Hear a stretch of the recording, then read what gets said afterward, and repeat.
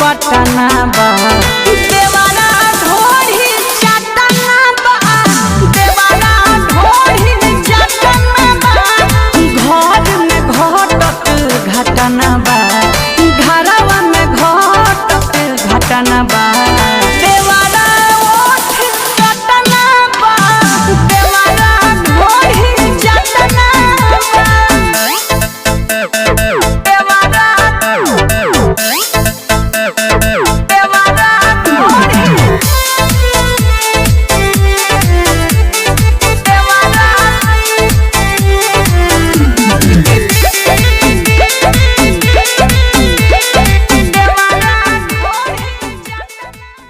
Hello friends, तो दोस्तों जैसा कि आपने हमारा डांस वीडियो देखा, तो हम एक बार फिर से अपनी एक और नई डांस वीडियो के साथ आ चुके हैं आप लोगों के बीच। और अगर हमारा डांस वीडियो आपको अच्छा लगा हो तो आप हमारे चैनल को सब्सक्राइब करें और लाइक बटन को दबाना न भूलें। और हम ऐसे ही आप लोगों के लिए नई डांस वीडियो लेके आते रहे।